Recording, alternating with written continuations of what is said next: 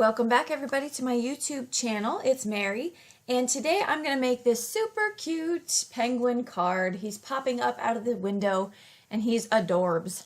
So I am going to get started here by making the circle through both the top layer of my pattern paper and the card base. Now normally you would do this when you're going to make a spinner card, which is exactly what I planned on doing. However, once I colored both of my images, which, by the way, you should probably check if they're mirror images before you spend the time coloring them. I did not, and it turns out that they are not exactly mirror imaged. So I was unable to do a spinner card.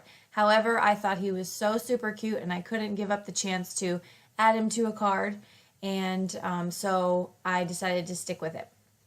So right here, I am using my Prismacolor pencils.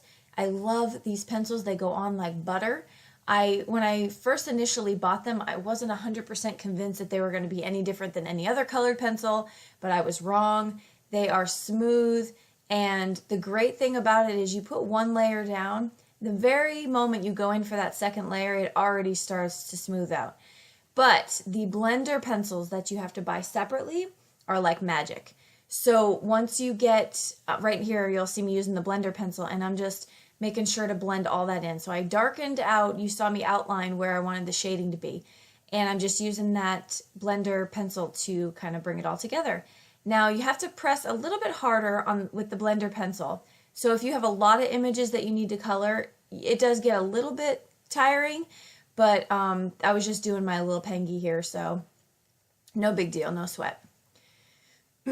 And you're going to want to make sure, that was a split second of seeing me do that, but after you blend out a color, you want to make sure to get all those markings off of that blender pencil on a scratch piece of paper, or else you're going to go right into your next color and blend it with that. And black and orange, it wouldn't have been what I was looking for. So I cleaned it off and then I went in with the orange. So I'm going to work on his scarf next. I definitely did speed up this part of the video because the actual in real-time coloring took a lot longer than this. So I just sped it up for you. I just used two different blues here outlined with the darker one just to give it very subtle shading. You can do so much more with these pencils. You can actually blend colors together and you won't even see a line between the two, but I was just going for some very simple colorings, for some very simple blending. And so that's what I used on this image, and of course I colored the second image exactly like this one. You're not going to see it because it's a moot point anyway because it's not a spinner card. So there's my cute little pengy. Okay, so I'm just going to start affixing some of these parts of the card together. And it was a very, very simple card to do. I think estimated probably took me about 15 minutes to make the card, and the bulk of it was definitely from the coloring. So I decided to go with a inside pattern paper as well, something I could write on, but something that you could see the background through the little window there. I'm going to pop him up. Of course, we want to pop up the penguin because we want him to kind of be three-dimensional through the window. So use some 3M foam tape for that, and that was very simple. And on the front side of the card, I am going to add a little bit extra.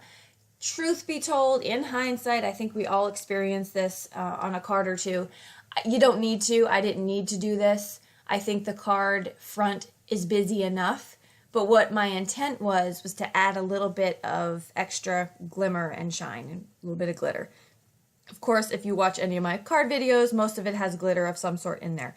So what I did here, the silver that I use as well, is very shiny. The sentiment on the front, it says warm wishes. You can barely see it unless you're holding it in a certain light. So that really wasn't the key to this front of this card. It was more I wanted to add some snowflakes to it. So it looks like the boughs, are they called boughs? I think so.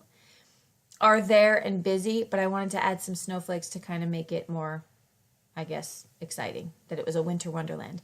Here's where I whip out my shimmery embossing powder, the silver shimmery, and I'm going to add just some real sparkle to that. I love that embossing powder. It's so cute. So there it is done. In the close-ups you can definitely see a little bit better, but that's the card. Super simple, fun, fast, and I feel like a lot of bang for it. It was really cute in the end. Hopefully you liked it as well. If you did, go ahead and give me a thumbs up, and make sure to subscribe so you can see more videos from me. I have a couple more coming this week. And thank you so much for joining me. I will list all of the supplies in the description below, and I hope you have a wonderful, happy, holiday, joyful season. And till next time, have a great one. Bye-bye.